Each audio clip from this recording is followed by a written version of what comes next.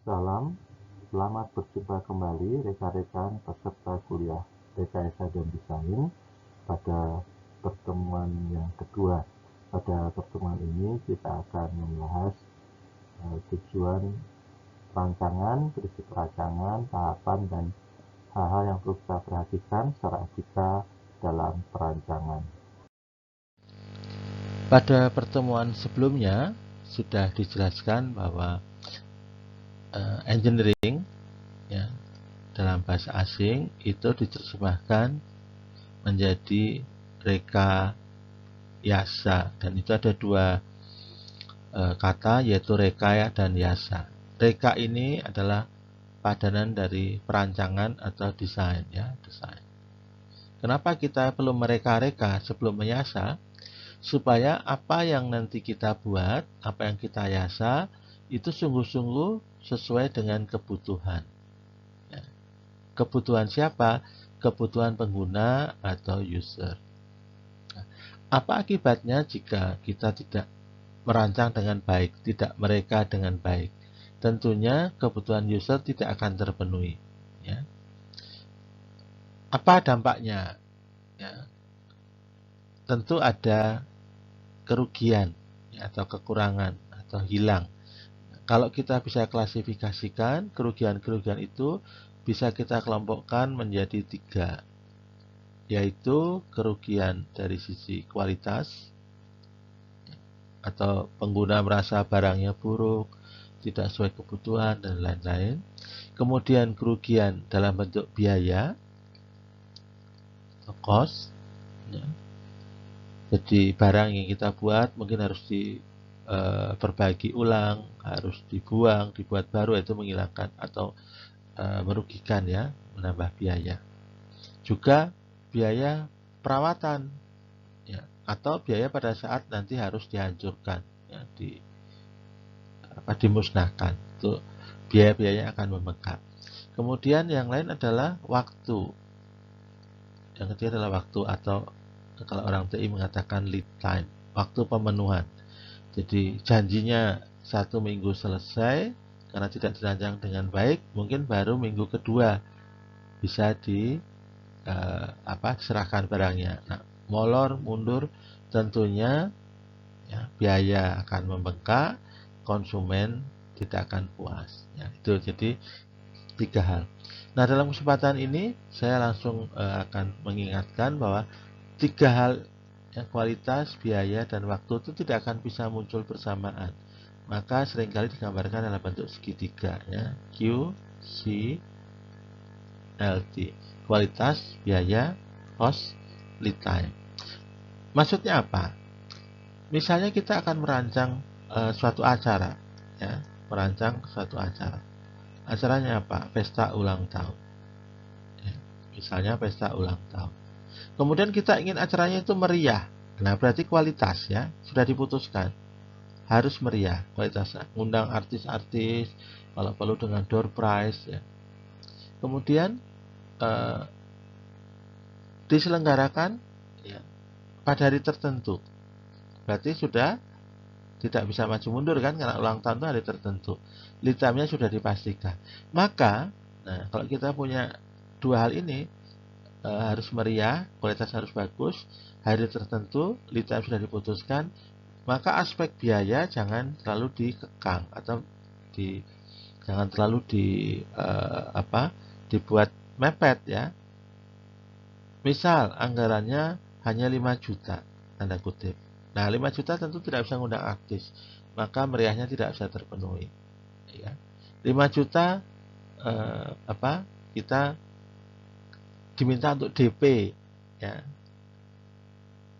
untuk hari tertentu, tapi kita tidak punya DP, maka tidak bisa ngetek hari tertentu.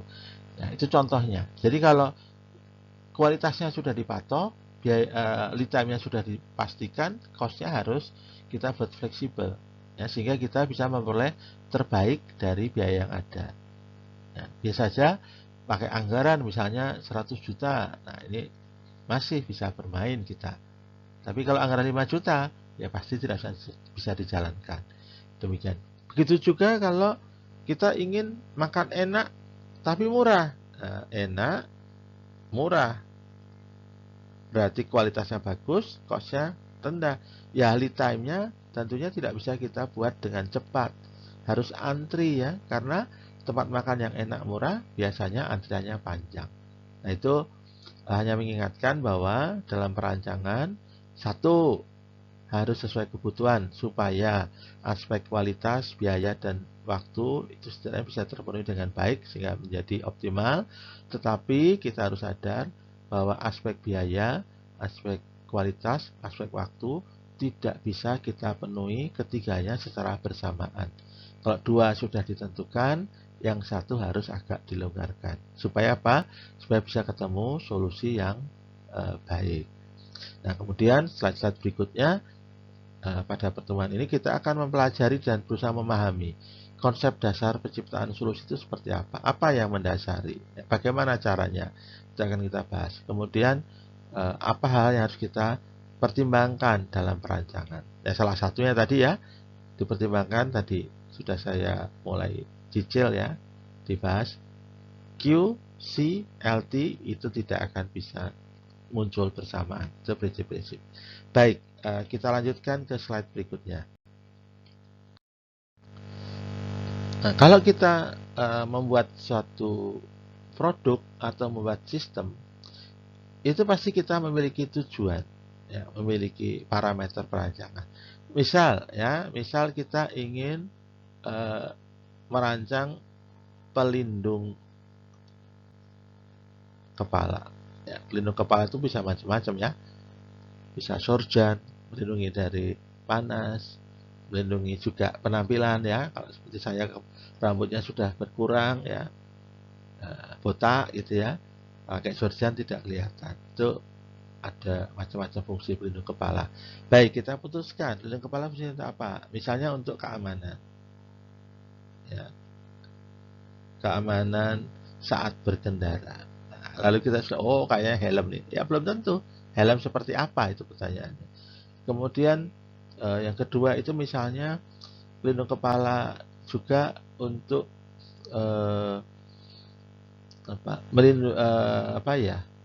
mungkin untuk aksesoris ya, atau untuk penampilan. Pelindung kepala juga tujuannya apa? Ikut aturan pemerintah, ikut norma aturan pemerintah, sesuai aturan pemerintah.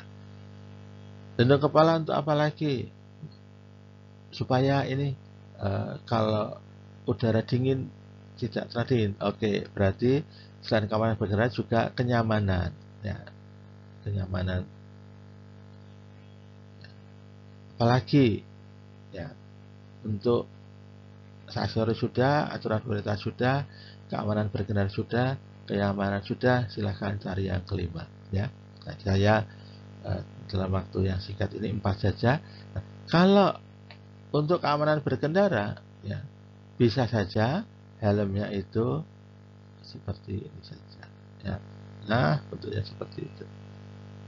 Tapi nggak bagus, Pak. Oke, kalau tambah bagus, supaya modis mungkin ditambah ada capnya, ada ini ya. Supaya nyaman, cari yang material luarnya itu kuat, tapi dalamnya itu cukup ringan, sehingga total beratnya itu nanti tidak membebani leher ya. Wah, capek Pak, saya pakai helm itu, leher saya pegel-pegel. Nah, itu berarti tidak nyaman ya. Kemudian ikuti aturan pemerintah. Nah, berarti harus lolos misalnya uji untuk SNI. Jadi satu produk itu bisa banyak banyak fungsi ya. Nah, nanti itu kok kayak bentuknya kayak robot gitu Pak. Oke, kita buat helm yang lebih baik lagi ya. Misalnya begitu, lalu ada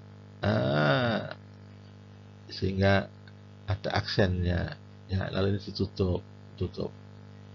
Nah, lalu diberi warna ya. Tadinya warnanya hitam, wah hitam kok nggak asik Pak, diberi warna pelangi. Nah, itu aksesoris ya, berfungsi sebagai aksesoris, sehingga ketika orang melihat, wih helmnya bagus. matching dengan bajunya misalnya. Nah, itu tujuan pembuatan produk itu berbeda-beda, sehingga ada satu produk yang di ACC, ada yang tidak, meskipun sama-sama helm. Ya, ada yang laris, ada yang tidak. Nah, itu jadi tujuan pembuatan produk. Nah, secara umum apa sih tujuan pembuatan produk? Itu ada dua ya menurut saya. Teman-teman nanti bisa mencari sendiri. Satu untuk meningkatkan kemampuan manusia, satu untuk mengatasi keterbatasan manusia. Jadi kalau meningkatkan kemampuan, artinya tadinya level 4, naik jadi level 6, itu meningkatkan. Tadinya kalau kerja kita itu bisa dapat 2 kg, nanti dikembangkan menjadi dengan alat itu menjadi 4 kg per jam misalnya. Sehingga ada peningkatan produktivitas, ada keuntungan yang bisa kita raih, dan itu layak ya, kita anggap layak untuk kita keluarkan uang memberi produk yang ditawarkan. Itu meningkatkan kemampuan. Nah, mengatasi keterbatasan. Nah, kalau mengatasi keterbatasan berarti tadinya tidak bisa menjadi bisa. Ya, contoh yang selalu saya sampaikan di kelas-kelas sebelumnya, manusia itu tidak bisa hidup di air karena tidak bisa bernapas dalam air. Tapi dengan teknologi tabung udara yang seperti perenang-perenang itu, kita bisa hidup di air. Meskipun ya nanti ketika udaranya habis harus naik, tapi kan tadinya tidak bisa menjadi bisa. Tadinya 0 menjadi 1 kalau levelnya. Nah, nanti tinggal ditingkatkan 1 jadi 2 dan seterusnya. Itu contoh tujuan membuat produk secara umum. Ya, jadi teman-teman lihat adanya pensil untuk apa, adanya penggaris untuk apa, adanya HP apakah untuk meningkatkan atau mengatasi keterbatasan. Jangan sampai produk yang dibuat malah membuat kemampuan teman-teman turun dan sekarang menjadi terbatas ya, mau kemana-mana males, takut. Nah, itu bukan tujuan buatan produk yang baik itu sebetulnya. Tujuan buatan produk selalu untuk meningkatkan kemampuan dan mengatasi keterbatasan. Nah, kalau kita lihat rancangan-rancangan yang ada, itu seakan-akan bahwa membuat orang yang buta bisa melihat, tidak bisa membaca, ada talkback, fasilitas talkback, lalu bisa mendengar, lalu seakan-akan bisa melihat, bisa membaca novel. Ya, yang bisu bisa berbicara, ada alatnya. Yang lumpuh bisa berjalan, kursi roda. Ya, lagi yang pakai listrik otomatis. Nah, yang mati bisa hidup kembali. Seharusnya mati, tapi ada alat pacu jantung, ada alat-alat medis, lalu bisa ditahan. Sampai pada tahap ini, kita akan bertanya. Ada pertanyaan yang mendasar. Kemampuan mencipta manusia itu terbatas atau tidak? Kalau ya, berkaca pada proses penciptaan pembuatan produk dari sejak zaman purba sampai sekarang, sebetulnya kemampuan penciptaan manusia itu tidak terbatas. Dulu tidak bisa menelpon, lalu pakai kentongan, lalu pakai asap komunikasinya. Ada orang menemukan ternyata bisa pakai telegram, lalu ternyata ada suaranya, jadi telepon pakai kabel. Sekarang tanpa kabel, sehingga bisa nelpon orang yang ada di Mars di sana, yang tidak kebayang ya. Tapi ternyata manusia itu bisa menemukan. Ya, hanya butuh waktu. Lalu pertanyaannya, kalau sudah demikian, apa bedanya manusia dengan Tuhan? Saya tegaskan ya, saya tidak percaya bahwa manusia itu sama dengan Tuhan. Sekali lagi saya tegaskan, saya pribadi saya tidak percaya bahwa manusia itu sama dengan Tuhan. Manusia itu ciptaan, Tuhan itu pencipta. Tetapi dalam konteks, nah sekarang konteks, dalam hal ya, konteks membuat atau mencipta, kemampuan manusia itu luar biasa, tidak kalah. Hanya kalau Tuhan itu mencipta dengan firman, dengan kata-kata, maka jadilah jadi. Kalau manusia harus berusaha keras supaya itu menjadi, butuh waktu bertahun-tahun, ribuan tahun barangkali. Tapi begitu manusia itu mengerahkan kemampuannya, nah kemungkinan akan jadi ya. Maka kemampuan mencipta manusia itu luar biasa. ya, tidak kalah dengan Tuhan. Tetapi kualitas penciptaannya berbeda. Itu yang perlu disadari. Kalau ditanya, apakah manusia sama dengan Tuhan? Tidak. Apa manusia seperti Tuhan? Tidak. Apakah manusia bisa mencipta? Nah, bisa. Kok belum? Tunggu waktu. Atau memang besok tidak bisa. Setelah 2000, 3000, 30.000 tahun. Ternyata memang tidak bisa. Tetapi pengalaman yang dulunya tidak bisa, ribuan tahun berikutnya, ratusan tahun berikutnya menjadi bisa. Jadi kita tinggal tunggu waktu saja seperti apa penciptaan itu. Nah, permasalahannya adalah seringkali kita menciptakan hal-hal yang tidak sesuai dengan tujuan kita, ya, malah merusak alam. Ya. Kita menciptakan suatu produk yang menyenangkan untuk manusia, tapi merusak alam, ya, merusak bumi. Padahal buminya cuma satu. Jadi kita merusak diri kita sendiri kadang-kadang. Nah, disitulah batasnya. Ya, batas pembuatan produk, batas penciptaan manusia. Ketika dia merusak dirinya sendiri, merusak alam, harusnya kita mencari alternatif penciptaan yang lain yang tidak merusak alam. Karena alam itu ciptaan Tuhan. Kita tidak bisa menciptakan alam, ya. Kita hanya bisa merubah. Tadinya dari tanah menjadi biji besi lalu dirubah menjadi pesawat, ya. Tapi kita asalnya tidak bisa menciptakan tanah itu. Tanah itu muasalnya semua dari ciptaan Tuhan. Itu yang perlu kita pikirkan, bahwa jangan sampai kita merugikan diri kita sendiri, ya. Baik, saya lanjutkan. Kita review kembali tujuan perancangan secara umum. Nah, tujuan perancangan secara umum dari kisah-kisah tadi adalah pertama, memberikan solusi akibat kemampuan manusia, ya. Kemudian memberikan solusi akibat keterbatasan manusia, ya. Kita tidak mampu melakukan sesuatu, ya. Tidak mampu hidup di air. Nah, maka kita menciptakan alat supaya manusia itu bisa hidup di air meskipun terbatas, ya. Tapi sudah lebih lama daripada manusia umumnya. Nah, keterbatasan manusia, kita bisa melompat, ya, melompat, tapi tidak terlalu tinggi, terbatas.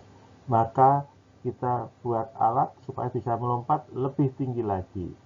Nah, itu maksudnya. Jadi kita menciptakan sesuatu untuk mengatasi bahwa kita dari tidak mampu menjadi mampu, lalu berikan solusi dari bisa tapi sedikit lalu menjadi banyak. Nah, dalam menyelesaikan permasalahan itu atau mencapai tujuan perancangan itu, seorang engineer selalu memulai proses perancangan dari adanya masalah. Itu ditekankan berkali-kali dalam kuliah ini. Jadi kalau tidak ada masalah, ya jangan mereka-reka, ya. Artinya kalau ada masalah Anda mereka-reka, berarti Anda itu rekayasa yang tidak betul, ya. Wong tidak ada masalah kok dibuat-buat masalahnya.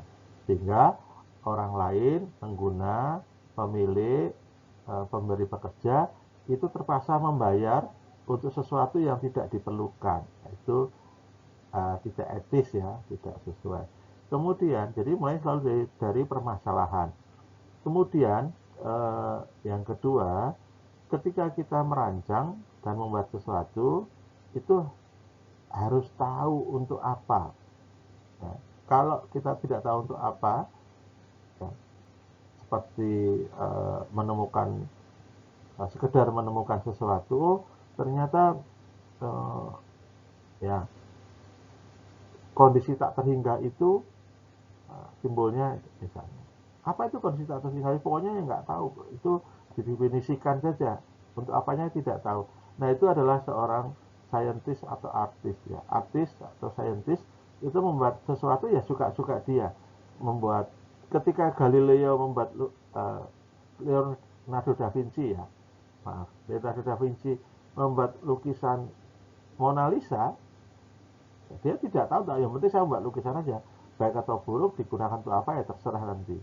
saintis juga sama. Ketika ada seorang saintis menemukan, misalnya yang terkenal itu Stephen Hawking ya, dia menemukan lahirnya waktu, ya, ada dengan Big Bang yang tadinya tidak ada waktu lalu menjadi ada ini detik ke nol, waktu ke nol, lalu setelah itu alam raya berdenyut hidup ya, sampai saat ini sekian miliar tahun sudahnya, itu adalah saintis. Kemudian apa ya tujuan khususnya sekarang? Kalau tadi kan tujuan secara umum tadi ada dua, meningkatkan kemampuan, mengatasi keterbatasan. Nah itu kita bisa jabarkan. Misalnya tujuan pertama, ya, menghasilkan produk sistem yang sesuai kebutuhan tujuan. Ya, ini sudah dijelaskan. Anda bisa, teman-teman bisa cari contoh sendiri. Kemudian urangi risiko kegagalan. Ya, jadi itu perawatan, dirancang misalnya kendaraan, kita rancang motor, ya. Ini saya gambarkan motor, tadi ada tankinya, lalu knalpotnya, gitu ya.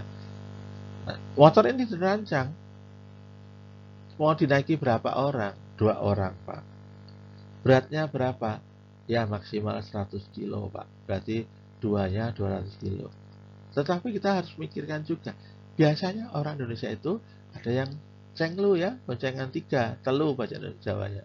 Nah kalau dia sudah cenglu, nah tentu tidak sesuai penggunaan. Nah itu perlu kita pikirkan dalam perancangan juga, mengurangi risiko kegagalan. Risiko kegagalan ketika dibuat tidak jadi, risiko kegagalan ketika sudah jadi dipakai tidak semestinya. Yang kedua, minimasi dampak negatif hasil perancangan. Ingat, kemampuan merancang kita tidak kalah dengan Tuhan, tanda kutip. Tetapi hasil perancangan itu seringkali menghasilkan banyak limbah. Ya. Lalu efek negatif, ya. Kita merancang motor yang irit bahan bakar kecepatan tinggi, tapi dipakai untuk kebut-kebutan. Semakin kebut, ya, resiko kecelakaan mati semakin tinggi. Nah, maka kita minimasi dampak negatifnya. Ya, misalnya motor ada penahan kiri kanan, lalu ada SOP harus pakai helm, lalu ada kecepatan maksimum, lalu ada kemampuan rem, ya itu semua dirancang untuk minimasi dampak negatif. Kemudian yang keempat, minimasi penggunaan sumber daya sehingga nanti bisa efisien. Ya, itu TI banget ya. Orang TI senang dengan yang efisien. Tetapi sebelum efisien harus efektif dulu. Jadi bisa digunakan, jadi sesuai perancangan, baru nanti kita buat efisien. Ya, baru diminimalisir. Bahwa prosesnya bisa sejak awal, ya, tapi dalam tahapan berpikir kita harus barang itu, produk atau jasa itu efektif dulu, bisa digunakan, bermanfaat, baru menggunakan sumber daya sekecil mungkin. Kemudian antisipasi kondisi yang akan terjadi, kita rancang. Misalnya kalau kita masuk di pesawat, ada yang namanya pintu darurat. Jadi pintu darurat atau jendela darurat itu jendela yang dirancang untuk tidak digunakan. Sudah susah-susah kita merancang, mahal, kalau bisa jangan digunakan. Supaya apa? Nah, ini karena antisipasi untuk kondisi kecelakaan pesawat ya, atau ada pesawat gangguan. Kita buat, kita rancang, tetapi tidak untuk digunakan. Atau kita antisipasi tadi, rem, kecepatan tinggi, berat, nah, kita rancang remnya yang rem khusus, kita antisipasi, itu kan nanti ngerem mendadak, beban berapa, nah itu contoh antisipasi juga ya. Yang lain-lain silahkan dicari, masih banyak ya. Nih teman-teman punya punya tugas untuk berpikir ya, apa sih tujuan perancangan. Kemudian berikutnya kita bahas tentang prinsip-prinsip perancangan ya. Prinsip pertama sudah kita bahas dari slide-slide sebelumnya, mulai dari kebutuhan atau masalah, need ya. Kalau tidak ada need-nya, jangan ngerancang. Itu ingat, teknik industri, orang teknik mulai bekerja ketika ada kebutuhan atau need, bukan karena rasa ingin tahu atau kepo ya. Kemudian yang kedua, gunakan hukum alam. Untuk apa ya? Tadi meminimalisir tenaga, energi dan lain. Misalnya kita tahu hukum alamnya bahwa air, benda itu akan mengalir atau jatuh ke bawah ketika ada gravitasi, ya, kecepatan gravitasi bumi. Nah, kalau kita sudah tahu itu, kemudian kita ingin buat villa di bukit, lalu ini ada mata air. Nah, kalau kita ingin hemat, ya kita buat villanya agak di bawah, sehingga mata airnya ngalir, kita tidak usah pompa air. Tapi kalau kita ingin di atas, ya berarti melawan hukum alam ya, airnya harus naik, maka perlu kita pompa, ya, simbol pompa, masuk, keluar. Jadi, kalau kita mau hemat, gunakan hukum alam. Ya. Lalu yang ketiga, kita harus sadari bahwa tidak ada sistem yang sempurna, tidak ada rancangan sempurna. Yang sempurna itu hanya milik Sang Pencipta, ya, milik Tuhan. Maka kita harus menentukan parameter keberhasilan atau kegagalan. Misalnya, kalau sempurna itu 100, kita berapa? Oh, kita 95, Pak. 95%. Terus yang 5%, ya ini dianggap nanti risikonya. Kok gitu? Lah ya karena tidak ada sempurna. Contoh, untuk pesawat itu kira-kira rancangannya value itu 1 per sejuta, ya, peluang. Kok tidak full, Pak? Ya kalau full, nanti badan pesawatnya jadi tebal, jadi berat, nggak bisa naik, ya, pesawatnya nggak usah terbang. Misalnya demikian. Nah, karena itu jangan heran kalau Anda sering atau selalu sampai saat ini menemui berita tentang kecelakaan pesawat, ya. Entah tergelincir, entah meledak, entah jatuh, ya, entah dibom, ya. Nah, itu karena 1 per sejuta itu ada parameter keberhasilan, cukuplah. Nah, kecelakaan, aduh kasihan, maka kita punya asuransi, ya. Itu cara untuk mengurangi akibat kecelakaan, gara-gara kita tidak bisa menciptakan sistem yang sempurna, ya kan? Ya bisa juga dianggap itu suatu berkah ya. Anda misal, ini hanya misal, ada orang itu sakit, ya, susah sembuh, ya, misalnya apa yang susah sembuh itu cuci darah ya. Nah, ketika dia naik pesawat, lalu pesawatnya jatuh, dia meninggal, keluarganya dapat 1/4 M. Lumayan toh, dari sisi uangnya loh ya. Saya tidak melihat dari sisi jiwa, karena nyawa itu tidak bisa terbeli, ya, tidak ternilai. Tetapi kenapa ada asuransi 1,25 M atau berapa jumlah tertentu? Ya karena kita sadar bahwa naik pesawat itu aman dalam level tertentu. Pasti ada masanya akan kecelakaan. Itu disiapkan asuransi. Itu implikasi dari prinsip layangan yang ketiga. Bahwa tidak ada yang sempurna. Kalau mau sempurna malah tidak akan bisa dioperasikan. Anda ingin rumah yang bebas dari maling, tidak bisa masuk malingnya, ya jangan diberi pintu rumahnya. Selama ada pintu pasti ada peluang pencuri bisa masuk, ya. Kemudian yang keempat, kita harus sadar bahwa satu fungsi bisa dilakukan banyak komponen, satu komponen bisa memiliki banyak fungsi. Misal, ya, saya dalam waktu singkat ini teringat payung misalnya. Ada gambar payung. Nah, payung ini bisa satu komponen ya, satu benda, satu produk, bisa digunakan untuk melindungi kita dari hujan. Bisa juga digunakan untuk kalau ada jambu agak pendek, kita untuk jolok jambu. Bisa juga untuk gantol, ya, karena ujungnya melengkung. Bisa juga untuk, nah kalau di film-film kungfu itu membela diri, membunuh musuh. Itu satu komponen bisa memiliki banyak fungsi. Nah, di dalam payung juga, ya, di dalam payung juga itu ada banyak part-partnya, ya. Nah, kalau part itu hilang, ya Anda bisa juga memperbaiki. Wah, ini skrupnya hilang. Oke, diikat aja pakai karet plastik. Ya, pakai karet. Ya. Oh, ini kok sudah sobek, Pak? Bagian yang untuk nutup, ya ditempel dengan selotip. Kenapa? Ya selotip bisa membantu. Jadi satu komponen bisa banyak fungsi, ya satu fungsi dilakukan oleh banyak komponen. Lama-lama payung, karena nggak ada payung di kampung, bisa dilakukan fungsi payung bisa diganti dengan, Anda dulu kecil di payung, ya saya juga pernah melakukan pakai daun pisang.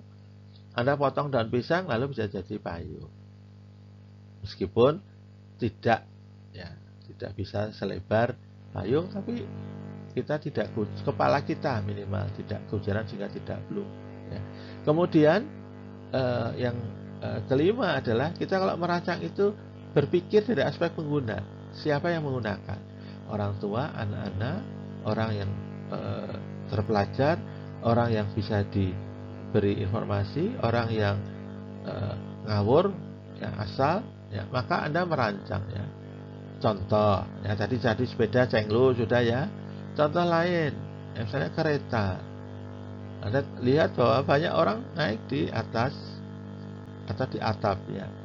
Nah, ini sebetulnya solusinya gampang. Atap keretanya dibuat jangan kuat, sehingga orang pasti kejeblos, ya, masuk, maka tidak akan di situ. Tetapi kalau kita buat demikian, keretanya, gerbongnya tidak cukup berat. Nah, kalau tidak berat, nanti tidak bisa berfungsi dengan baik. Maka kereta itu dibuat dari logam-logam yang berat karena butuh beratnya, bukan butuh ringannya, ya.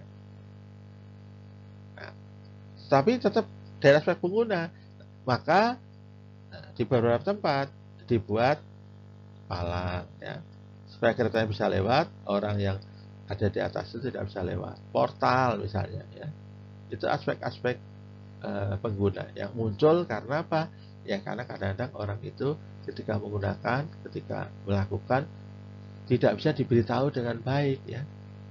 Sudah tahu kita buat jalannya itu yang halus. Di kampung, di aspal, jalannya halus. Tetapi motornya lewatnya ngebut. Yang ngebut karena halus, karena motornya cc-nya juga cukup untuk ngebut. Anak-anak diberitahu jangan main di jalan, ya susah. Akhirnya dipasang polisi tidur. Itu solusi, menurut saya bukan solusi win-win, itu lose-lose, ya. Jalan bagus dibuat polisi tidur, orang yang bisa lewat dengan nyaman harus lewat jalan bergelombang, lalu ya sebetulnya tidak beda dengan jalan yang tidak diaspal, ya. Jadi rugi. Kenapa? Ya penggunanya belum cukup cerdas, ya, untuk menggunakan, memanfaatkan, ya, menggunakan itu yang penggunanya motor, sepeda, pejalan kaki, memanfaatkan orang-orang sekitarnya, ya, bahwa jalan itu bukan untuk tempat bermain, ya, misalnya demikian. Ya, baik, saya lanjutkan. Ketika kita mencoba untuk menyelesaikan permasalahan, ada beberapa cara yang bisa kita lakukan, ya. Cara pertama adalah yang namanya trial and error, ya. Trial and error, mencoba dan gagal. Dicoba, gagal, dari gagal itu kita evaluasi, dicoba lagi, gagal. Nah, kalau tidak ada evaluasi ya pasti coba gagal, coba gagal, coba gagal sampai duitnya habis, ya, sampai usahanya tidak bisa dilakukan lagi, atau artinya tujuan tidak pernah selesai karena hanya berhenti pada error. Nah, itu menghabiskan banyak waktu, tenaga, dan biaya. Nah, cara yang kedua itu yang terstruktur. Nah, untuk cara terstruktur ini kita lebih kenal nanti dengan berbagai macam metode perancangan, ya, metode perancangan. Nah, metode perancangan itu banyak, ya. Tiap profesor membuat sendiri, tiap orang juga punya sendiri. Misalnya yang cukup umum itu ada metode rasional, ya. Ada metode quality function deployment, quality function deployment. ya CFD. Kemudian ada metode yang lain yang sekarang baru mulai dicari lagi, TRIS misalnya. Itu metode-metode perancangan. Ya. Nah, dari semua metode itu, karena setiap orang boleh, ya, bisa dan ingin menyampaikan metode sendiri supaya terkenal, supaya kalau dari keilmuan itu mendapat pengakuan. Nah, kita coba untuk mengklasifikasikannya menjadi beberapa tahap. Nanti tahap 1 sampai 9 ini itu ada di semua metode atau ada di sebagiannya ada di metode tersebut, ya. Jadi tahap pertama, jadi saya ulangi, tahapan perancangan pada slide ini adalah tahapan perancangan secara umum, ya. Jadi mencoba untuk mencari hal-hal yang sama pada metode rasional, pada metode CFD, TRIS, dan lain-lain. Nah, jadi secara umum tahapannya adalah pertama itu mengenali masalah dan memahami parameter perancangan. Apa yang dibutuhkan, apa penyebabnya, kemudian apa saja yang harus dirancang. Kalau Anda merancang pesawat, berarti parameternya adalah satu, cukup ringan agar bisa terbang, kedua, bisa mengangkut sekian banyak penumpang atau sekian banyak orang, yang ketiga, barangkali bisa hemat bahan bakar sehingga sekian kilometer membutuhkan sekian liter bahan bakar. Masih banyak parameter perancangan yang lain supaya nanti ketika itu dipenuhi parameter itu, tujuan perancangan tercapai. Nah, parameter perancangan tentunya mengakomodasi kebutuhan pengguna, kemudian kendala pengguna, kendala dari sisi aturan pemerintah, dana, pemilik modal, kemudian aktivis lingkungan, dan lain-lain. Ya, itu tahapan pertama. Setelah kita punya tujuan, kita punya target, kita punya batasan-batasan termasuk apa yang dipenuhi, maka masuk tahap kedua, yaitu bagaimana kita mencoba memotret sistem yang terkait. Maka kita perlu mempelajari, memahami sistem yang terkait, kendalanya apa untuk memenuhi parameter itu. Jadi beda dengan kendala di nomor satu. Kendala nomor satu adalah aturan yang harus dicapai. Kendala nomor dua adalah sumber daya kita yang bisa dipakai untuk memenuhi aturan-aturan tersebut. Kalau kita tidak memahami sistem yang terkait, nanti perancangan kita tidak bisa bagus. Kita secara proposal baik, tapi tidak bisa diterapkan. Kita secara proposal baik, berbuat baik, tapi sumber daya pendukungnya tidak ada, dan lain-lain. Maka kita perlu memahami sistem dengan baik, ya, yang terkait dengan permasalahan kita. Kemudian yang tahap ketiga adalah mencari informasi yang relevan. Salah satunya dari pengalaman masa lalu. Oh, dulu itu pernah ada engineer, tadi contohnya pesawat, ya, yang buat pesawat itu ternyata menurut mereka bentuk sayap itu berpengaruh pada performa. Maka kita dari situ kita bekerja titik landasnya.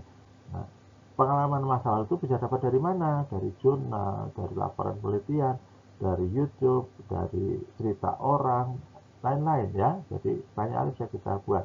Yang penting adalah yang relevan.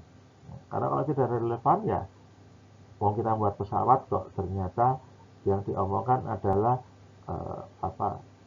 seorang yang takut ketinggian. Nah, itu kadang-kadang tidak relevan. Orang yang naik pesawat pasti yang tidak takut ketinggian, kan. Jadi tidak orang yang takut ketinggian akan menimbulkan masalah itu ada di bagian lain. Tetapi ternyata ada orang yang takut ketinggian, sempat masuk pesawat lalu dia berbuat yang aneh-aneh, misalnya membuka pintu darurat waktu pesawat masih terbang. Nah, itu akan dievaluasi karena menjadi pengalaman baru untuk perancangan pesawat berikutnya. Ya, kasus-kasus terakhir yang pesawat, saya lupa, Boeing, ya kalau nggak salah, atau yang lain itu ada penumpang yang membuka pintu daruratnya. Mungkin dia stres, ya, dia takut. Nah, itu adalah hal yang berhubungan dengan informasi yang perlu kita cari, kita peroleh ketika membutuhkan informasi yang relevan. Nah, apakah kita itu hanya memperoleh itu dari sumber resmi. Ya kadang-kadang kita juga harus sering piknik ya, lihat pengalaman, kadang-kadang itu menghayal, tapi menghayal yang produktif, sehingga ingat bahwa batasan batasan perancangan pembuatan produk itu hanya sebatas kemampuan kita mengimajinasikan. Nah, menghayal yang produktif itu juga baik. Nah, setelah kita tahu 1, 2, 3 ya, tahu masalahnya, tahu sumber daya pendukungnya, tahu informasi yang relevan, maka kita lalu memasuki tahap berikutnya, ya, munculkan ide-ide solusi. Ya, bahkan ide yang paling gila pun ya, kita keluarkan, kita bahas. Siapa tahu ide-ide itu mampu menjawab 1, 2, 3 ini. Nah, solusi itu tidak hanya satu pada tahap 4 ini. Harus ada banyak, harus ada alternatif, sehingga kita bisa menganalisis, dipertimbangkan. Pesawat sayapnya ada yang segitiga, ya, ada yang sayapnya itu ada yang melengkung ke atas begini kalau dilihat dari depan, ya, macam-macam kalau hubungan dengan pesawat. Belum lagi yang lain. Anda lihatlah di produk-produk itu ya, mobil, TV, ya, itu banyak sekali bentuk-bentuknya, masing-masing menjawab kebutuhan khusus. Nah, harapan kita dengan uang yang ada, kita bisa mendapatkan produk yang cukup banyak memenuhi kebutuhan kita. Dari berbagai macam alternatif itu ya, kita harus analisis, nanti kita pilih mana yang terbaik, yang mana yang optimum untuk kondisi kita, untuk tujuan perancangan kita. Tentunya memperhatikan banyak hal ya, kemampuan produksi, kemudian material yang ada, lokasi, ya. Kalau misalnya pesawat mau dipakai di mana, kalau dipakai di Nepal yang tempatnya tinggi-tinggi, banyak salju, tentu sebenarnya beda dengan pesawat yang dioperasikan di Arab, ya, tanahnya datar, kering, itu beda-beda sebetulnya. Nah, semua itu tentunya dipertimbangkan ya oleh engineer dan timnya ketika memilih solusi yang akan dibuat. Kemudian dari 5 itu ada yang terpilih, ya beberapa, nah, jangan banyak-banyak, ya satu. Ya, nanti kalau masih kurang ya paling 2 lah. Tapi satu itu biasanya didetailkan dulu. Mana yang sudah dipilih itu didetailkan. Ya, nanti kan kata setidaknya A dan B. Ya, kalau Anda punya waktu A dan B. Kalau tidak ya minimal satu. Nanti satu nggak bisa yang B. Kenapa perlu A dan B?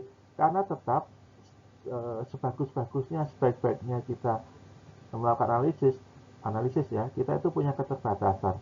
Nanti biarkan orang lain yang memutuskan. Ya. Jadi kita yang membuat, kita yang menganalisis, orang lain yang memutuskan. Kalau kita yang membuat, ya, kita yang menganalisis, tentunya bagi kita semuanya baik ya. Anda masak nasi goreng, Anda yang mikir nasi goreng, Anda yang milih nasi goreng, Anda yang masak nasi goreng, Anda yang makan nasi goreng, terus ditanya nasi gorengnya apa rasanya? Oh, jempol, enak ya, karena Anda kalau bilang nggak enak, mana yang buat sendiri kan, sesuai Anda. Tetapi dalam perancangan tadi supaya tidak error, ingat kita kan ini metode yang terstruktur, supaya tidak error, ya orang lain yang nanti yang mencoba untuk menganalisis, ya, memutuskan di akhir. Maka kalau bisa solusi terpilih itu tidaknya 2. Kalau nggak ada waktunya, nggak ada duitnya, ya satu lah, nanti orang lain yang menganalisis juga. Kalau dianalisis sudah ada kekurangan, masih ada kekurangannya, ya diperbaiki, itu jadi plan B kan. Kalau tidak diperbaiki ya kita lakukan, berarti pilihan kita sudah sesuai. Kemudian setelah didetailkan, diskusikan dengan pengguna, itu gunanya plan A, plan B. Lalu pengujian, mana yang akan betul-betul diteruskan. Kenapa perlu diskusi dengan stakeholder? Supaya produk yang kita rancang itu, solusi yang kita usulkan, betul-betul digunakan, betul-betul diterapkan. Nah, kalau dari cerita-cerita sebelumnya, saya selalu menyampaikan, termasuk pada pertemuan ini, nah, banyak kondisi di mana produk atau hasil rekayasa atau solusi itu ternyata tidak dimanfaatkan, ya karena apa? Karena tidak menggunakan saran atau tidak memperhatikan kebutuhan pengguna ya, stakeholder, tidak berdiskusi atau tidak minta tanggapan dan lain-lain. Nah, kalau stakeholdernya bilang baik-baik, maka kita lanjutkan berikutnya. Bisa prototyping, bisa lalu melakukan solusi. Kalau kita membuat pesawat, tentunya kan harganya mahal. Kalau kita membuat langsung dan gagal, itu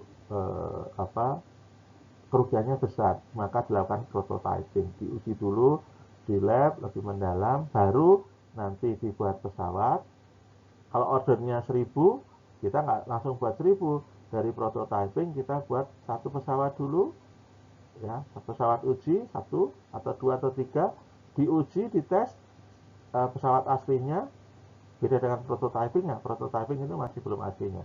Aslinya diuji, oke, baru kita deal untuk membuat 1000. Supaya apa? Supaya kalau gagal, lossesnya itu kecil. Nah, setelah nomor 7 sudah mendalam, diuji, maka dicek lagi. Kalau masih kurang-kurang, lakukan perbaikan solusi. Sudah beres, nah aksi ya. Jadi kalau ingat atau masih mengikuti kisah saya, pesawat dibuat prototipenya, uji di lab, oke, dibuat pesawat aslinya, maketnya, pesawat ujinya, pesawat sampelnya beberapa, ya, diperbaiki solusi. Kalau sudah oke, lakukan nomor 9, yaitu memproduksi atau membeli atau aksi dari solusi kita untuk menyelesaikan yang nomor 1 tadi. Nah, dengan tahapan-tahapan ini, ya, detailnya bisa bermacam-macam ya, bisa 10 langkah, bisa 7 langkah, tapi intinya segala sesuatu itu dikerjakan dari yang paling sederhana sampai yang paling rumit, dari yang paling murah sampai paling mahal, sehingga nanti kalau ada kesalahan kita masih bisa memperbaikinya dengan biaya yang tidak terlalu besar. Kenapa harus diperhatikan langkah-langkah yang 9 ini? Karena perancangan itu tidak ada sekali jadi ya, selalu ada proses looping. Proses looping itu kalau teman-teman punya software atau membuat software file, nah ada yang tanda intan itu menyatakan akan balik, ya. Ada tanda ya tidak, ya, tidak pernah prosesnya itu satu arah, ya. Sekali jadi itu tidak pernah. Nah, artinya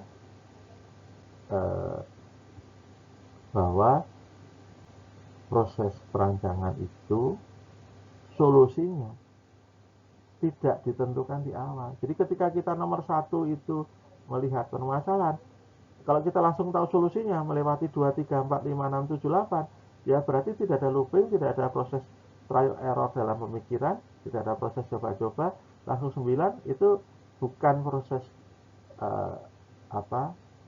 yang besar ya, proses yang besar, yang kompleks, yang banyak aspeknya, itu sebagai non-linear problem solving. Artinya apa?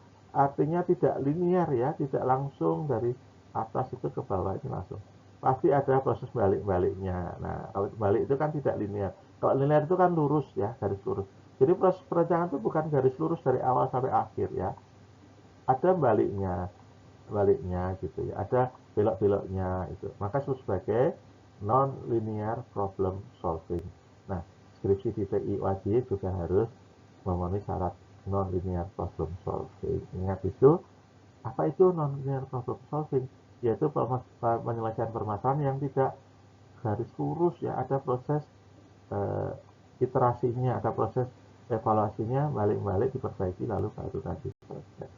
Nah, non-linear problem solving itu dibuktikan apa? Dengan membuat diagram alir tahapan perancangan ya. Kalau kita dalam skripsi. Nah, itu tadi yang di sebelah pojok kanan bawah ini yang saya gambarkan tadi, kan ada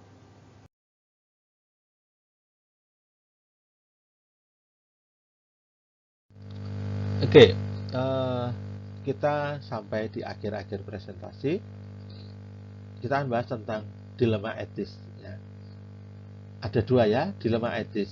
Maka kita belajar, kita bahas etikanya dulu, etisnya dulu, lalu apa itu dilema. Etika adalah tuntunan moral dalam melakukan suatu tindakan. Jadi kalau makan, ya, makan itu tidak ada nilai apa-apa, bukan suatu yang tindakan. Anda makan itu bukan tindakan yang bermoral atau amoral.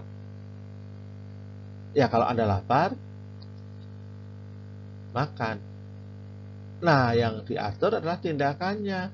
Anda lapar, lihat makanan, ya, kayaknya kok enak banget, ya masih mengepul. Etikanya adalah cari, tanya, ini milik siapa? Karena kalau Anda makan sesuatu milik orang, itu tanpa izin itu mencuri.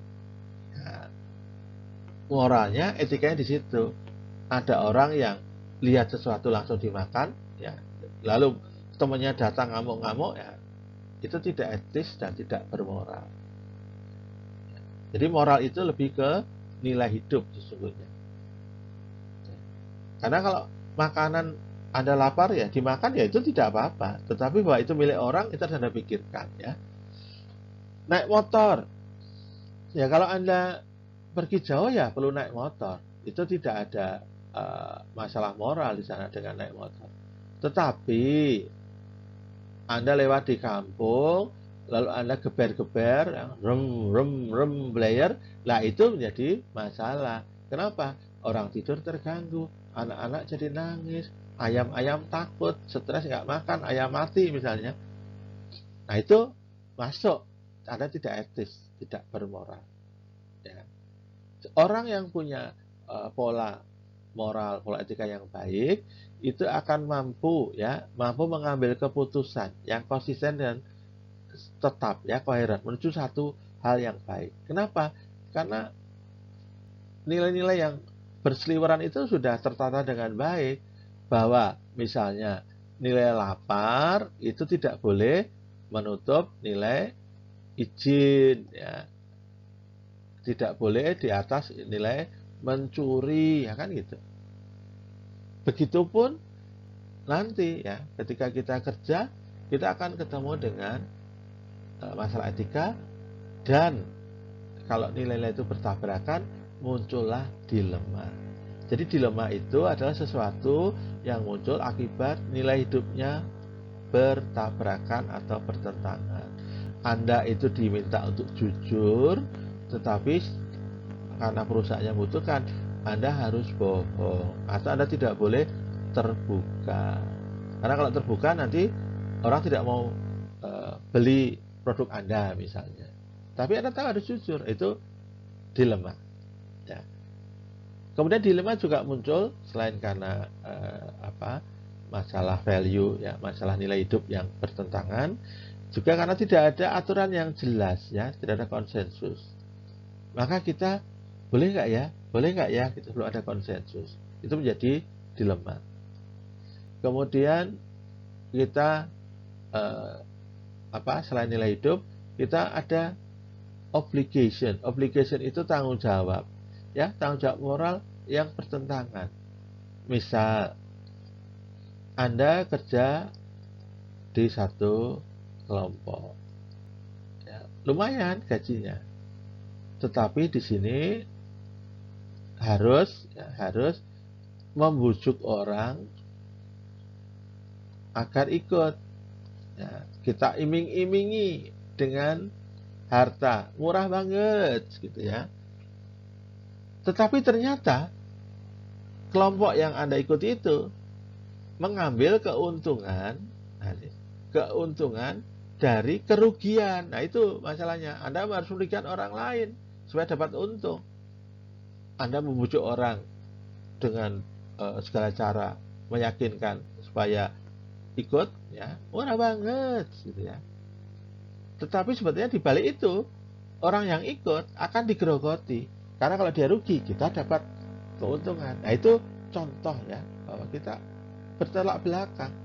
Kalau kita tidak pernah diajari oleh orang tua, oleh agama, oleh sekolah, bahwa menipu itu jahat, ya, bahwa memakan dari orang lain bukan miliknya itu dosa, ya tidak akan ada masalah. Maka saya berasumsi baik bahwa yang murah banget itu dia tidak mengerti bahwa menipu itu salah, menipu itu dosa. Dia tidak mengerti bahwa mengambil uang dari yang miskin itu dosa, atau orang lain itu bukan miliknya itu dosa. Karena kalau dia mengerti dan melakukan, saya tidak bisa membayangkan orang seperti apa yang bisa hidup seperti itu ya. Di satu sisi dia membanggakan kekayaannya, di sisi lain dia sadar bahwa dia itu pembohong, penipu, maling ya, tanda kutip, karena mengambil hak orang lain tanpa memberitahu. Ya. Itu contoh ya bahwa kita itu seringkali ada pertentangan moral ya, pertentangan nilai. Nah, kita bahas ini ada satu contoh mengenai pengadaan ya, mengenai perancangan. Nah, kita bahas contoh pertama saja. Misalnya kita tahu bahwa dalam perancangan kita harus kuat. Lalu kita punya info bahwa nanti kalau kita di ACC rancangan kita pengeluarannya 2% untuk kita ya, pengadaan. Lalu Anda merancang, misalnya merancang satu kotak demikian yang harus dibaut. Anda merancang bautnya sedemikian sehingga kotaknya kuat. Nah, dengan metode A atau rancangan A, Anda dapatkan 6 baut kuat ya, bautnya 6. Lalu dengan metode lain, benar juga, tidak salah, dan itu diakui juga, 10 kuat juga. Nah, pilih yang mana? Nah, kalau Anda tadi ingat bahwa harus meminimalisir penggunaan resource, tentunya pilih yang 6. Tetapi kalau baut beli 6, satunya itu 10.000, satu bautnya, baut khusus, hanya 60.000. 2%-nya berapa? Ya. 60.000, 10%-nya itu 6.000. 5%-nya 3.000. Ya. 2%-nya kira-kira ya 1.000. Ya. Tapi kalau 10 dengan harga baut yang sama, Anda dapatkan 100.000 lebih banyak fee-nya. Sebelum Anda punya konflik, gampang ngomong. Yang 6 Pak, gitu. Sebelum ada konflik. Nah, sekarang ditambahkan, Anda sudah punya anak, anaknya sakit, butuh biaya untuk berobat. Nah, yang mana itu? Anda butuh uang. Yang 6 atau yang 10? Nah, itulah nanti akan jadi dilema. Ini hanya contoh. Ya. Contoh bahwa kita itu seringkali harus memutuskan. Kita tidak terisolasi dari lingkungan. Kita sebagai engineer itu harus memikirkan juga bahwa tindakan kita itu nanti akan berpengaruh pada orang lain. Ya. Demikian. Baik, terima kasih. Saya tutup pertemuan kedua. Ya. Kemudian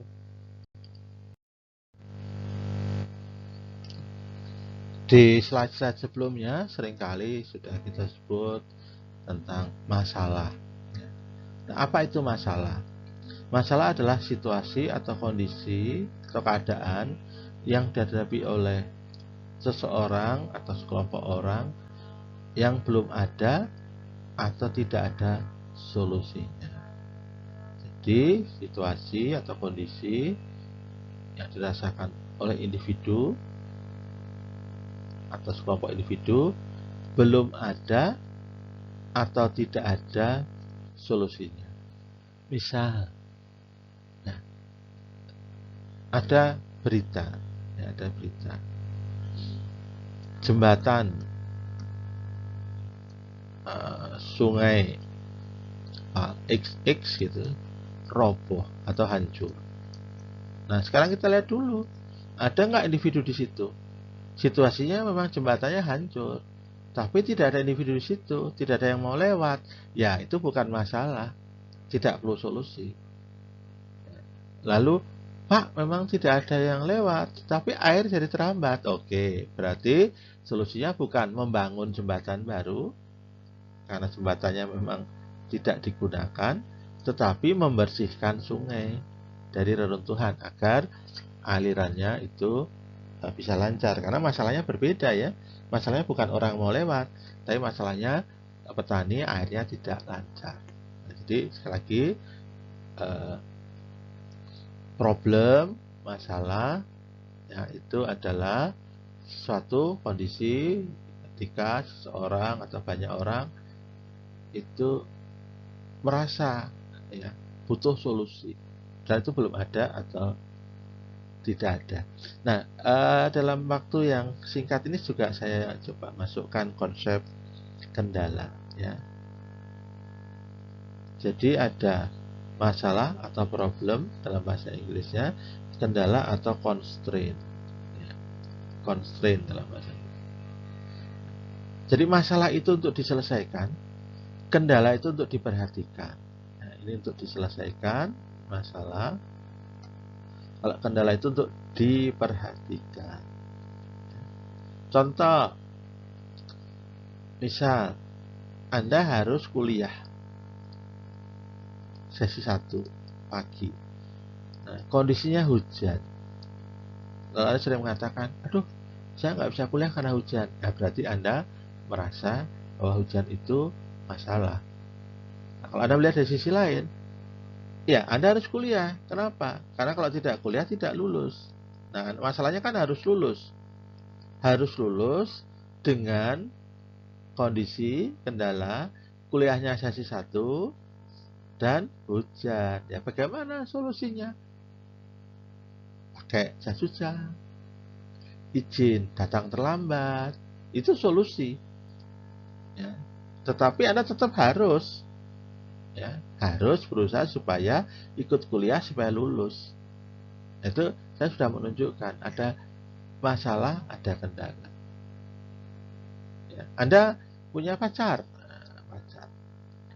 pacar ini baik, tetapi Anda tidak bisa dekat dengan orang tua. Nah, orang tua ini masalah atau kendala? Dilihat. Kalau ini sebagai kendala, apa masalahnya? Masalahnya Anda ingin suatu saat menikah dengan pacar Anda. Nah, bagaimana caranya? Solusinya? Ya, mungkin Anda harus membagi waktu cukup terhadap orang tua supaya hati mereka juga terbuka, Anda punya niat baik. Supaya masalah Anda terselesaikan, bisa menikah dengan pacar Anda. Tapi kalau orang tua ini masalah, ya cari solusi. Solusinya apa? Ya ganti pacar kalau orang tua itu sebagai masalah. Kenapa? Ya harus diselesaikan. Ya orang tua nggak mau, ya kita ganti pacar. Itu jadi masalah. Ya, tapi kendalanya kan, masalah yang sesungguhnya kan akhirnya Anda nggak bisa menikah dengan pacar Anda, tuh. Jadi mana yang masalah, mana yang kendala, itu perlu diperhatikan sungguh-sungguh. Masalah itu untuk diselesaikan dengan memperhatikan adanya kendala. Ya, baik, saya teruskan.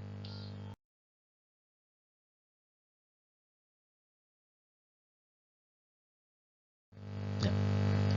Bagaimana cara menemukan masalah? Salah satu yang selama ini saya gunakan, saya usulkan adalah melakukan yang namanya gap analysis, analisa gap. Gap itu apa? Gap itu adalah adanya ketidaksesuaian, adanya celah antara sesuatu yang diharapkan, sesuatu yang ideal dengan kenyataan. Itu gap. Ya, misalnya Anda tinggal di sebuah kamar kos. Ya, di situ.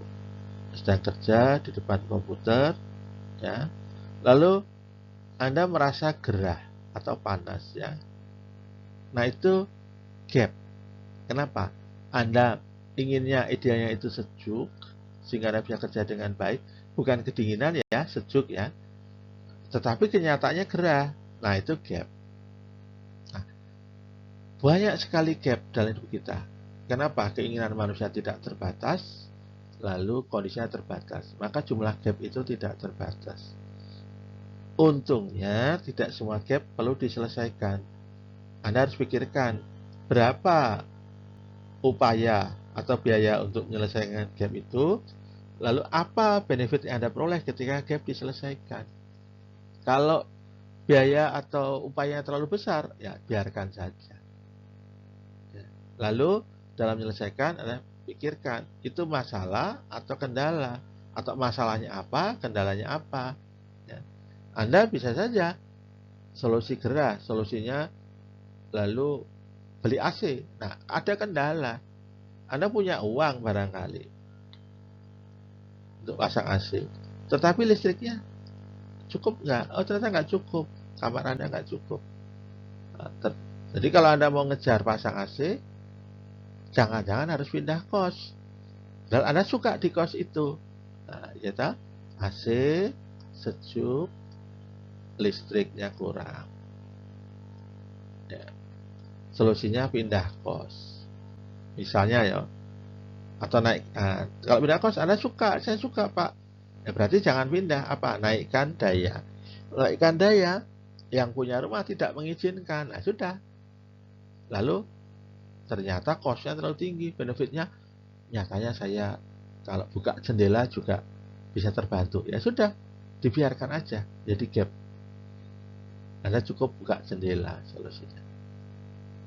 Atau tidak ada solusi sebetulnya karena jendela selalu dibuka ya.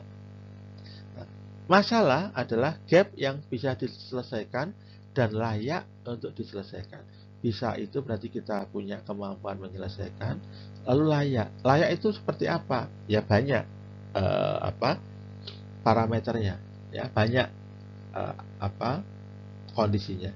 Salah satu parameter, salah satu kondisi adalah misalnya kita orang TI itu menggunakan konsep profit sama dengan revenue dikurangi cost.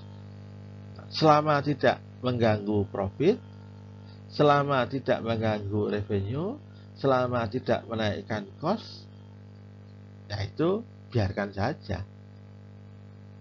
Contoh, ada karyawan mengeluh, Pak, saya capek kalau kerja jam 8 sampai jam 14 tanpa istirahat, hanya istirahat makan siang 1 jam. Nah, ini gap, perlu diselesaikan? Ya lihat dulu. Kalau dia hanya ngomong-ngomong tapi tidak keluar dari perusahaan, berarti belum layak diselesaikan. Dia keluar dari perusahaan, orang yang komplain, tapi kita punya karyawan lain yang akan masuk segera, banyak yang butuh pekerjaan, berarti bagi kita bukan masalah. Kita cari orang yang mau kerja dari jam 8 sampai 16 dengan istirahat 1 jam. Tetapi kalau aturan pemerintahnya tidak mengizinkan, nah ini baru. Ini harus diselesaikan. Kenapa? Karena aturan pemerintah. Kita bisa kena denda nanti kalau tidak diselesaikan. Bisa. Yang kedua, aturannya oke, tapi nyari karyawan susah. Sehingga kita terganggu produksi kita. Nah, kalau sudah nyari karyawan susah, terganggu produksi, nah layak diselesaikan. Permasalahan jam kerja 8 sampai 16 dengan istirahat 1 jam yang dikomplain itu. Ya, demikian ya teman-teman. Jadi tidak semua hal itu harus diselesaikan. Ada yang perlu diselesaikan, ada yang layak, ada yang tidak. Biarkan saja. Kadang-kadang waktu akan menyelesaikan. Seperti lagu-lagu romantis itu. Biarkan waktu menyelesaikan masalah kita. Ya. Baik, saya teruskan.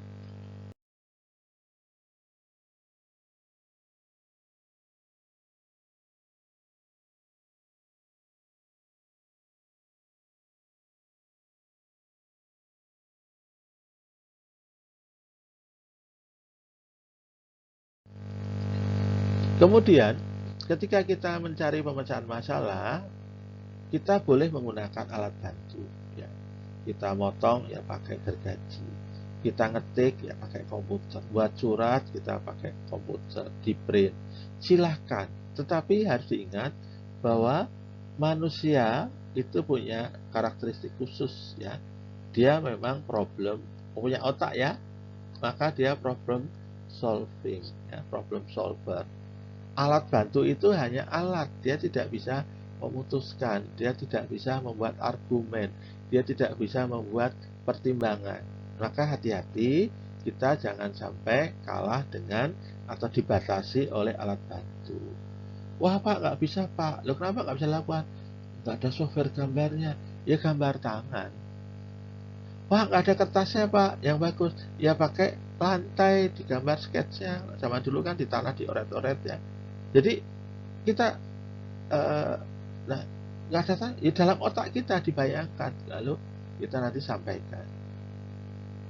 Jadi ketika kita berhubungan dengan pemecahan masalah, ingat bahwa manusia yang engineer, desainer, ya, produser ya, yang membuat itu yang memecahkan masalah, bukan alatnya, bukan alat bantunya, bukan komputernya, bukan softwarenya. Itu yang perlu dipahami.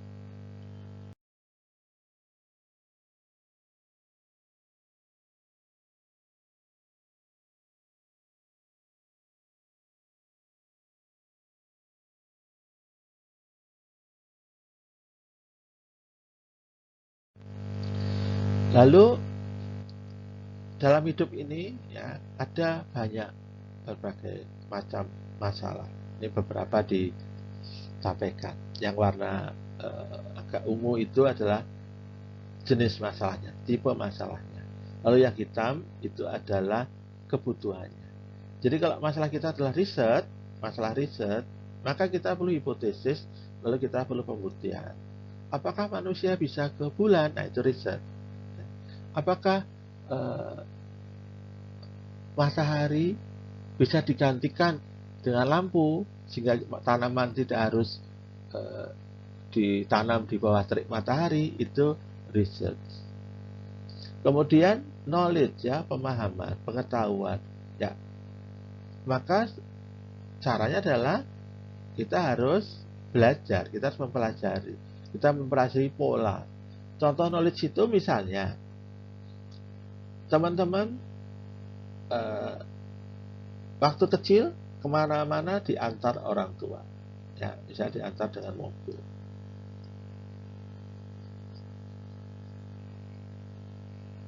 Sudah agak besar tetap pakai mobil, tapi tidak diantar orang, tapi menggunakan fasilitas taksi online misalnya. Nah itu berarti knowledge ya, bagaimana caranya untuk pesan, nyari titiknya, titik jemputnya, kemudian memberi memberi tips, membayar, ya, menggunakan aplikasi, itu knowledge ya. Nah, lalu agak besar lagi pakai mobil tapi sewa. Nah, berarti harus tahu di mana sewanya, berapa rate-nya, apakah 12 jam, 8 jam, 24 jam, dan lain. Kemudian masuk transportasi umum, menggunakan kereta. Nah ini masalah lagi. Kenapa? Ya, ternyata kalau mau naik kereta harus pesen tiket. Sampai di sana di print. Di mana ngeprintnya? Ya harus tahu. Itu knowledge ya. Turun di mana? Nanti sampai tempat turun, pintu keluarnya sebelah mana? Dari kereta api, stasiun, naik apa sampai ke tujuan? Itu masalah knowledge ya. Bisa diselesaikan kalau kita banyak membaca, belajar, lalu mencari informasi. Kemudian troubleshooting problem ya. Jadi kalau ada keadaan yang tidak seharusnya, contohnya kita tadi punya mobil di starter harusnya mesinnya menyala, ternyata kok tidak. Nah itu berarti kita butuh mekanik untuk mencari masalahnya di mana. Lalu ada masalah matematika ya, Y sama dengan 5X. Nah cari solusinya. Untuk X antara 5 sampai 15, nilai Y-nya berapa? Continue tidak, itu masalah matematika.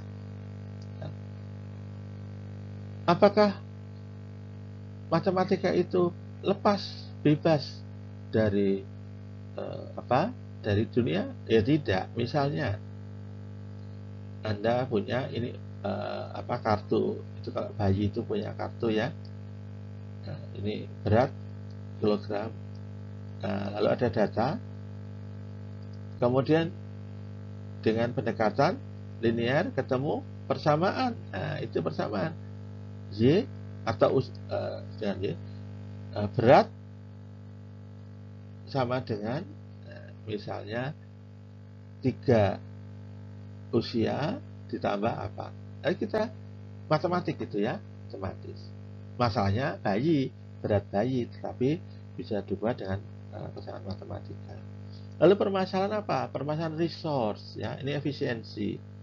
Ya, pohonnya sedikit, butuh kayu banyak. Lalu bagaimana? Ya jangan pakai kayu dari hutan. Lalu bagaimana? Ya pakai sekam. Lalu caranya bagaimana? Ya sekamnya di bekas potongan kayu itu dikasih lem, dipres, nah keluarlah dengan bentuk particle board. Seperti kayu, tidak sekuat kayu tapi bisa untuk rak, bisa untuk meja. Terbatas Pak, kekuatannya iya. Mungkin 5 tahun sudah harus diganti. Tetapi kita kan tidak usah memotong kayu di hutan, itu keuntungannya. Menyelesaikan permasalahan resource. Lalu permasalahan sosial, ya. Sekarang kita sedang sibuk dengan COVID, ya. Ada yang mau divaksin, ada yang tidak mau divaksin, ya. Lalu demo, nah itu permasalahan sosial. Ya. Harga minyak, ya, minyak goreng, nah itu masalah sosial. Pemilu presiden tahun 2024 mau ditunda, katanya itu masalah-masalah sosial perlu diselesaikan. Nah, yang berkenaan dengan kita yang pas betul adalah permasalahan desain. Bentuk masalah adalah desain. Kalau kita tidak mendesain, tidak selesai. Nah, untuk mendesain itu perlu ya, kreativitas, ide-ide, kerja tim, komunikasi, dan kita punya pengetahuan yang luas ya. Supaya apa? Supaya ingat di cerita yang lalu ada kita sudah membuat produk tapi masyarakat tidak mau memakai. Itu salah satunya karena tidak sesuai dengan karakteristik masyarakatnya. Jadi saya ulangi, ada banyak hal di dunia ini. Tipe-tipe masalah itu macam-macam. Masalah riset, knowledge, ya, pengetahuan, troubleshooting. Jadi kalau masalahnya itu adalah knowledge, pengetahuan, ya jangan tanya montir ya. Montir bisa menyelesaikan permasalahan mobil Anda. Tetapi kalau ditanya, Pak, bedanya mobil yang ramah lingkungan dan tidak, ya mereka belum tentu mengerti. Kenapa? Bedanya ramah lingkungan dengan tidak ramah lingkungan itulah knowledge problem, ya, bukan troubleshooting problem. Begitupun kita orang teknik, ya sebaiknya tidak usah masuk-masuk ke masalah sosial misalnya kalau tidak paham. Karena kita itu dididik untuk menyelesaikan permasalahan desain. Ya, demikian. Lalu pemecahan masalah, apa itu pemecahan masalah? Proses, ya. Proses. Ketika individu atau kelompok menerapkan pengetahuan, keterampilan, pemahaman untuk mencapai outcome dalam situasi yang tidak dikenali. Ini penting. Jadi kalau sudah dikenali masalahnya, ya tidak perlu diselesaikan masalahnya. Contoh, mau ke stasiun tadi ya, kereta api. Tapi Anda itu sudah sering bepergian, sering ke stasiun tersebut. Ya tidak akan ada masalah. Karena sudah dikenali. Tetapi ibu Anda yang jarang bepergian, apalagi sekarang dalam masa COVID, itu harus ke stasiun. Nah, dia akan menemukan masalah. Ya, nanti nyetaknya di mana, nanti yang jemput siapa, ada seterusnya. Ya, itu contoh bahwa ketika situasi itu sudah dikenali, ya seharusnya masalah itu tidak terlalu berat atau malah tidak muncul karena sudah selesai. Kita sudah tahu solusinya, kita sudah tahu outcome-nya. Kalau tidak dikenali, itu baru kita perlu solusi spesifik. Nah, dalam menyelesaikan masalah ya harus ingat hukum-hukum alam ya, sifat fisik. Kalau air itu mengalir ke bawah, kalau api itu panas. Jadi kalau siang ruangannya gerah, ya maklum karena ada api di luar dalam bentuk matahari. Kita jangan hanya mengeluh, cari solusinya. Tetapi batasan fisiknya jelas. Kalau kita buka semua, tidak ada temboknya, nanti malam kecoa, tikus akan masuk. Nah, maka kita bermain di situ. Ya. Lalu kita ada masalah hukum, ya aturan-aturan. masalah ekonomi, biayanya berapa, pasarnya berapa, masalah agama, ya, agama satu mengharamkan itu, agama lain melarang itu. Seringkali itu harus kita pertimbangkan dalam memecahkan masalah. Budaya, ya, ada orang yang tabu menggunakan warna merah, itu menantang katanya. Sehingga kalau zaman dulu, kalau nulis jawaban nggak boleh pensil merah. Sekarang saya presentasi biar mencolok pakai warna merah. Ya. Berbeda karena budaya berbeda. Ada lagi budaya mengatakan merah itu bagus, keberanian, kegembiraan, rezeki. Ya. Ada budaya-budaya yang sering senang warna merah. Ada budaya-budaya yang senang warna hijau. Ada budaya-budaya yang senang warna kuning dan lain-lain. Ya. Lalu aspek sosial, kita tinggal di mana? Di mana bumi dipijak, di situ langit dijunjung, intinya. Ya.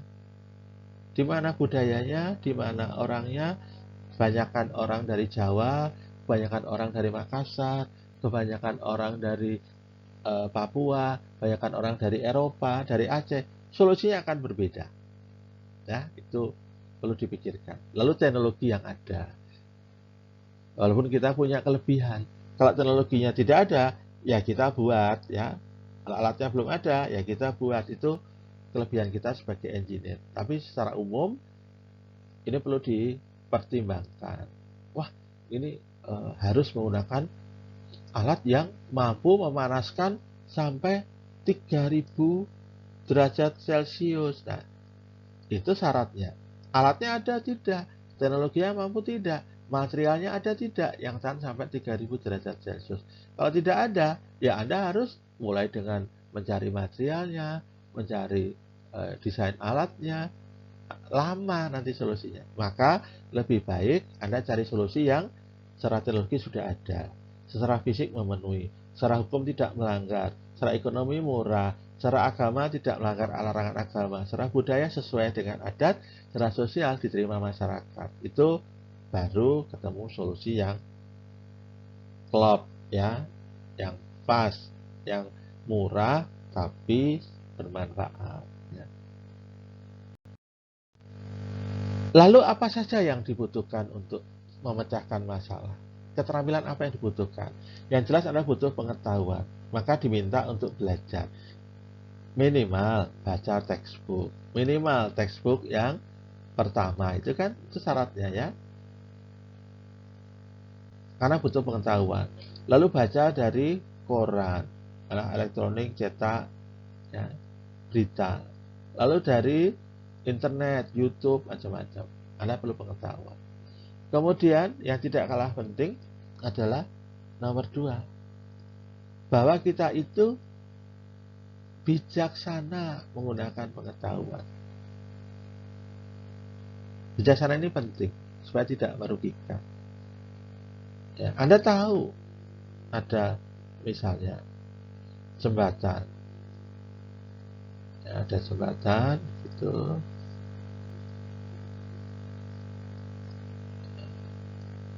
Lalu Anda tahu bahwa sebetulnya cat yang digunakan itu tidak sesuai dengan spesifikasi. Warnanya tidak sesuai dengan kontrak. Tetapi kalau Anda sampaikan, barangkali menjadi lama kasus. Padahal catnya berbeda sedikit, jembatannya masih bisa dilewati. Toh ketika diaudit sudah dianggap beres. Ya, tidak perlu diutak-atik, ya. Tidak penting, tidak banyak manfaatnya. Yang menimbulkan ribut, nanti kalau catnya harus dicat ulang, jembatannya ditutup, Anda malah bingung mau lewat mana, ya kan? Jadi itu contoh bijaksana. Ya. Juga ketika temannya berbuat salah, ya kalau itu tidak terlalu prinsip, ya kita diam dulu. Nanti kalau tidak ada orang, harus diomongkan, tadi kamu kayaknya keliru. Nah, itu bijaksana. Kemudian yang ketiga, itu belajar untuk memperoleh ilmu baru. Jadi kita punya kemampuan untuk memperoleh ilmu baru. Sehingga tadi cerita tadi, ketika Anda harus beralih di antara orang tua menggunakan fasilitas online, Anda tidak gelisah karena belajar pengalaman baru untuk online. Ketika di antara orang tua sudah belajar online. Online lalu Anda harus naik angkutan umum. Ya, sudah belajar lagi. Gimana? Oh, lihat aturannya di internet.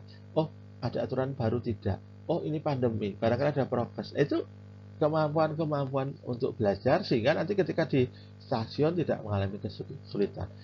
Sudah stasiun oke, ditugaskan ke luar negeri harus naik pesawat. Ya. Perlu pengetahuan baru juga naik pesawat itu. Check-in-nya di mana, boarding-nya nanti bagaimana, dan lain-lain. Ya. Dan itu triknya adalah tidak ada orang yang punya pengalaman sebelumnya. Selalu kita itu belum punya pengalaman. Tinggal orang itu mau mencoba pengalaman baru, belajar, atau takut. Aku belum pernah naik pesawat. Kamu aja yang berangkat. Nah, rugi tak? Aku kalau sendirian naik pesawat nggak bisa.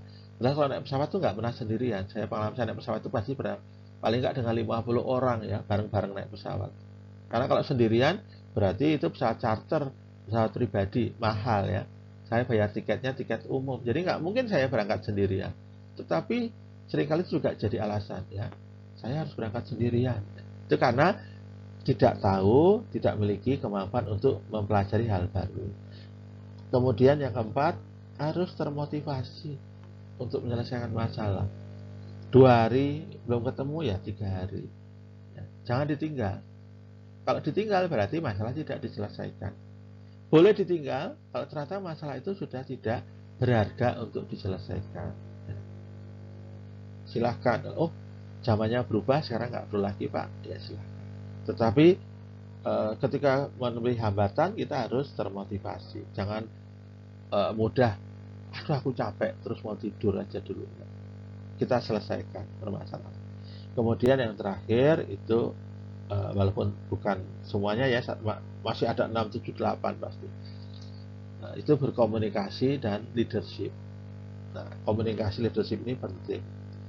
Nah, salah satu kalau teman-teman mau belajar karena nggak diajarkan di kelas, ya misalnya jadi asisten.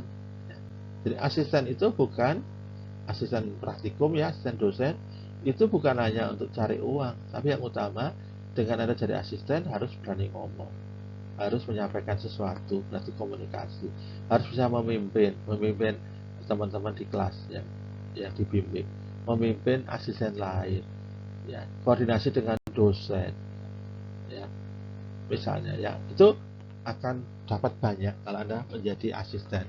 Ditambah, ya ada sedikit dapat tambahan untuk beli pulsa, ya.